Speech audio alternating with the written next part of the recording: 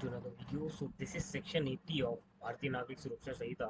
तो ये सेक्शन क्या कहता है? Warrant forwarded for execution outside the jurisdiction. When a warrant is to be executed outside the local jurisdiction of the court issuing it, किसी court एक warrant जो कि इशू किया जा रहा है उस कोर्ट के आउटसाइड लोकल जुरिस्डिक्शन के, देन सच कोर्ट में instead of directing the warrant, तो वो कोर्ट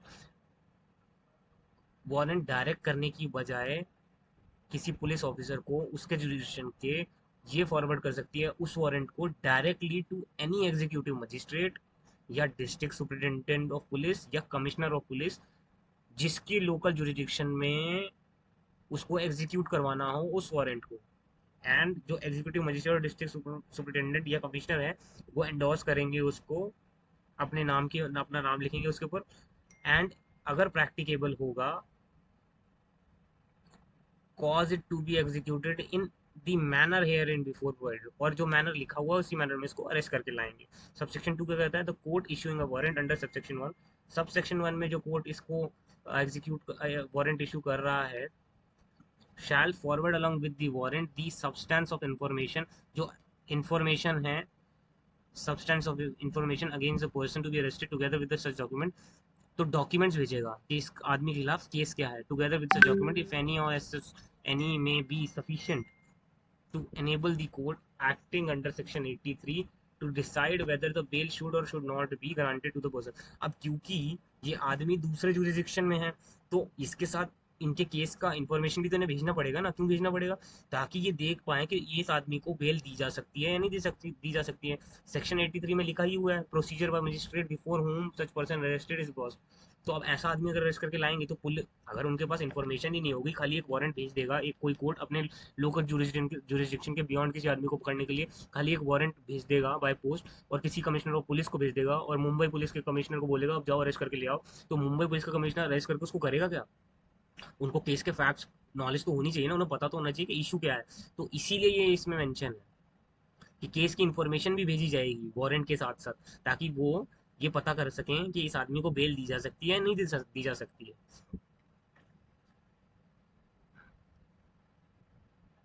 तो ये बेसिकली कहता क्या है? ये सेक्शन बेसिकली कहता है when a warrant is to be executed, जब एक वारंट एग्जीक्यूट करवाना हो, कहाँ एग्जीक्यूट करवाना हो? अपने जुरिस्डिक्शन के बाहर.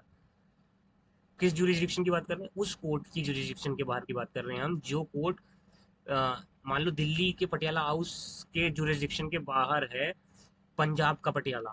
ठीक है, तो अब क्या है, मान लो पंजाब के पटियाला से किसी को अरेस्ट करना हो, पुलिस को या सॉरी कोर्ट को किसी को पकड़वाना हो तो कैसे पकड़ेंगे? तो क्या करेंगे?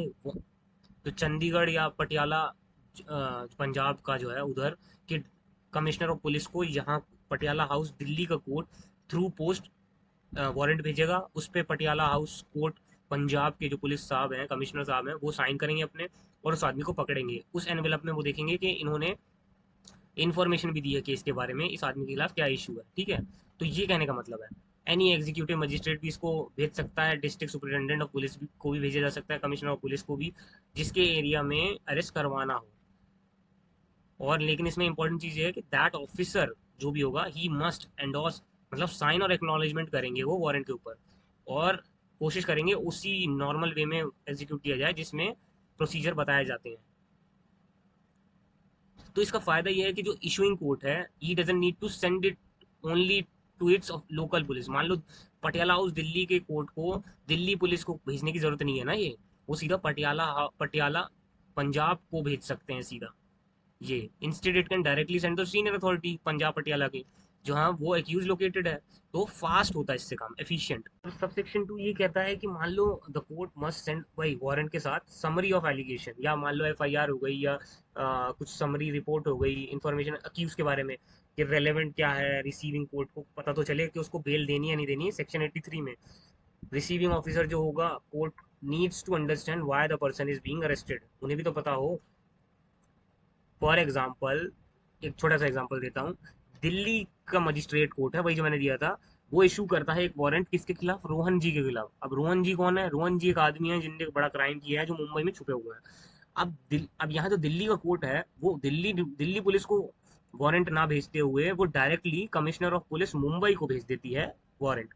अब मुंबई पुलिस कमिश्नर क्या करता है? वो एंडोर्स करता है उसका साइन उस पे, वारंट पे, और रोहन को जी धर दबोचते हैं अलॉन्ग विथ वारंट। अब दिल्ली पुलिस कोर्ट ने भेजा था एक समरी ऑफ केस कि क्या क्या इशू है, जैसे कि रोहन जो है एक्यूज है चीटिंग का अंडर सेक्शन 420 भी, उसकी कॉपी मान लो रेलेवेंट डॉक्यूमेंट, जैसे कि मान लो एफआईआर की कॉपी भेज दी उनने या कंप्लेन की कॉपी। और अगर रोहन अप्लाई करता है बेल के लिए, तो मुंबई मजिस्ट्रेट जो है उनके पास इनफ डिटेल तो हो, वो डिसाइड कर पाए कि इसको बेल देनी है या नहीं देनी है। सेक्शन 80 इंपॉर्टेंट क्यों है? सेक्शन 80 इंपॉर्टेंट इसलिए है क्योंकि ये इंटर स्टेट अरेस्ट स्मूथ कर देता है। ये इंश्योर करता है quick action when the एक्यूजर outside the issuing court area. Issuing court के जुरिडिक्शन के बाहर का आदमी को पकड़ने के लिए इजी ऑप्शन है। ये सपोर्ट करता है coordination between courts police across jurisdiction. और ये प्रिवेंट भी करता है डिले बेल डिसीजन और providing necessary documents in advance.